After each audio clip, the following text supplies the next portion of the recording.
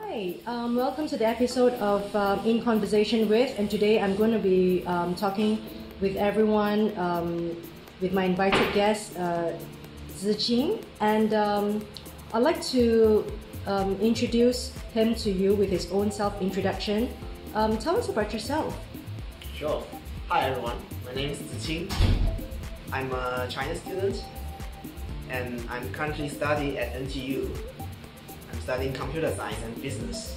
Yeah, and you are taking a double degree, right? And Yes. I suppose you're too humble to say you should be one of the top students in your cohort. The fact is I'm not. And you know, the impression that I have about Chinese students, and I think there is a study found in Bloomberg that I read recently, which is quite... they made this study about Chinese students all over the world in all the schools. They have this phenomenal find, and they actually came up as top students in the world as a foreign student, because they're diligent, they're intelligent, they're focused, and they always give the best results, the best academic results. So I'm so honored to be talking to Ziqing. A couple of questions. You know, the world wants to know about a young person like you, and you know that globally, the world is really moving at a breakneck speed. And you coming from China, you would have seen the changes that the world you live in, your parents live in. They're all changing it at such a breakneck speed. And yourself, you're moving. You're gonna be graduating and be having your career, and you're gonna make decisions for yourself. You're gonna have a great life ahead of you, which is so different from your grandparents and your parents, who probably came from a different world than you. Could you describe a little bit about how these changes are? I think China has been changing at a really fast pace. I still remember that when I was young, me and my parents, we all lived in a free accommodation, but it's very small. It's like 10 square meters. 3 of us. It's a shared bathroom. And I still remember when my grandparents and my uncle, they came from countryside to visit us. All of us sleeping on the floor. And at night, when we want to go to the toilet, we have to wake everybody up. Otherwise, we're going to step on somebody's body. And you know, you having talked a little bit about your description just now, you could actually just juxtapose the world you're in Singapore, and you being a student who's been here for 8 years, and now on the verge of exciting career in business data analytics. And you know, this is one of the most in-demand careers in the world. How do you see yourself and your life now that's so different from your parents that you've just described? I think one of the characteristics of our generation of Chinese, or maybe our generation youth, is that we're very tech-savvy. So we are comfortable with all these technologies. Well, my parents, for example, my father, he can't understand, and he refused to understand the technology. So he will be more comfortable with he believes in the classics stuff, the classic music, the classic literature, writing and reading paper, stuff like that. Yeah, and you know, because even in Singapore, we're seeing great changes. We see that in the news, of course, you can see a lot of malls or shopping centers. A lot of retail shops are closing down. All the old brands are closing down. They're taken over by online retail, like Alibaba, AliExpress, Shopee, Shopify, and you also have in America Amazon, etc. Even in Singapore, it is moving in such a change that is unpredictable, unstructured, and no one knows how the world is going to be even in 5 years. Let alone the governments, even the people do not know. So I would think that this change is even much more prevalent in China, because China before that was communist and everything was centrally controlled, right? We've got state-owned companies, state-owned businesses, and now it is leading the world in AI. And then it is churning out the world's best top data scientists, and they all are from China. So when you go back to your hometown, is there a cultural shock when you go back to your home now that you're living in Singapore? I think it's very interesting because every year, usually I go back to China once a year, and every year when I went back to China, I see something new evolving. I used to be online shopping, then came to the mobile payment, then came to the shared bike, came to the food delivery, which is so convenient. All of this leaves a very deep impression on me. Yeah, and having said that, now that you are living in the current changes, do you see there's going to be more changes as you move forward? Yes. How do you see yourself in 5 or 10 years' time? Besides being a father and having children, how do you see life is going to be? How do you see the world is going to be around you? Yeah. I think the world is definitely become more and more unpredictable. And for example, we have adopted so many new technologies, like the autonomous vehicle, which is developed at a very quick, very fast pace. Yeah. And also exactly. China is moving towards blockchain. I think it will have very profound changes on finance. Yeah, finance especially. Sector in China. Are you prepared for more changes to come, and how are you preparing for these changes besides academic education? How are you mindfully preparing yourself for the future? I think I'm very lucky because I choose to study computer science or technology related courses, which means that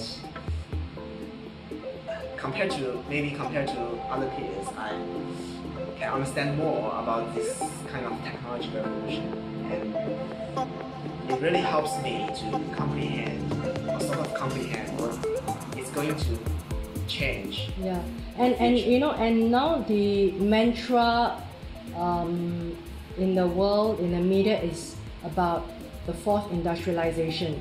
So I can see that you are actually one of the catalysts in this fourth industrialization. Tell us exactly what is fourth industrialization? Is it like this world is becoming digitized? What is this?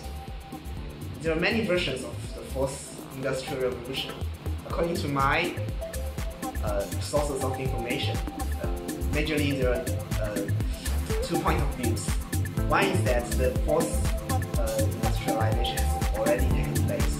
It is led by the artificial intelligence technology, also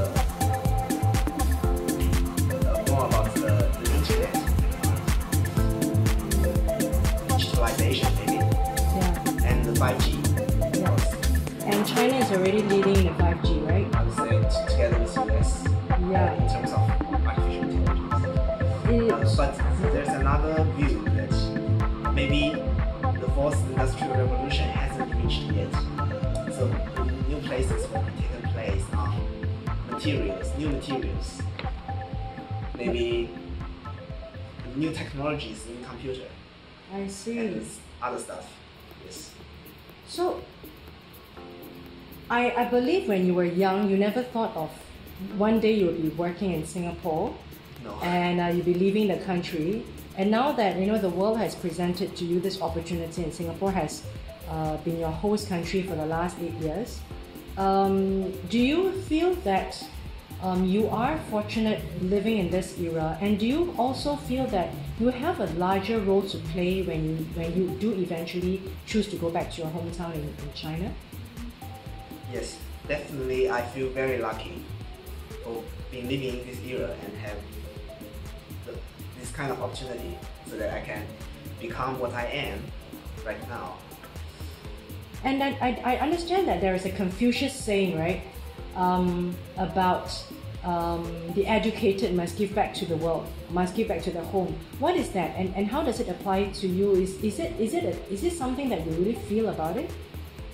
Yes, because the Confucius teaching is basically saying that educated, the more able person, have to shoulder the responsibility to make the people to live a better life. And what is that in Chinese?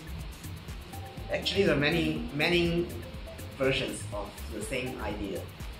The one is the people has to 治国齐家平天下. 平天下 basically means to make the world a better place. Fantastic. So do you feel that that is also part of your calling? Yes, definitely. Yeah, how do you feel it? So because I think in China there's still so many people, in fact in the world there are still so many people living in poverty and they deserve a better life. So maybe I can play a part of it to yeah, I would really hope that a young person like you from this millennial can go back to where you are, or a place that you choose, that you could actually contribute and give back, and to help the less fortunate, because we have been given such great blessing and such great fortune to have the life that we have. A couple of more questions. Now that as you grow into the future, I'd like you to rank the importance of these few items. Which is more important, right? From the topmost to the least. A house, a job, position, money, passion, influence on social, influence on the community. You can rank. Can I say anything? Yes, anything. It doesn't have to be this. I just want to know, like, what's your priority? I think my priority would be the family. So in the future, my parents, and maybe my future to be wife and my children. Yes, that would be my first consideration. Second? Then following that, I think passion is very important. So I want to work on a job which I really enjoy and I feel the meaning inside it. Yeah. Is there a particular kind of job that you're looking forward to? Is it in data? Actually, the job I really want to do is to become a teacher. Why? Teaches the children in the rural area. Yeah, and I know in a Chinese society, the teacher is held in a very high position and very well respected by the community. And in the Chinese culture, sometimes the position of a teacher is even higher than the parent, and the parents will give due respect to teachers. Am I right? I think it's because the tradition, Chinese family really values education. Yeah. Do you see, what do you see in 20 years' time, the future of your children? How do you see the future of their lives, and how do you see the world is going to be in 20 years, since you are a data scientist? I think they will definitely live a better life than mine. They will have a better start. Do you have any idea how the world is going to be? Because a lot of governments, a lot of people have no idea. how the world is going to be in 5 years or 10 years. Have you any idea? Well, I didn't put much thought on that, but I think the future world is going to be more diverse and more liberal in a sense. Like, more and more stuff will be tolerated in the future. Wow, that's a very good thought to end our conversation. Thank you so much, Jiting. I hope to continue our conversation about other aspects about China, about the juxtaposition, about the changes of the Chinese society and the Chinese economy, and how China has really become the country that has changed and lifted 1 billion people out of poverty, or almost out of poverty. So this is the aim of the Chinese government, to lift everyone out of poverty in a couple of 2 years. So, you know, in your life, I see the superimposition or juxtaposition of many lives of your grandparents, your parents, yourself, and your children, all happening and collapsing in your generation. And I'd like to explore that in our next interview with you. Thank you so much, Jiting, for this. Thank you. Thank you.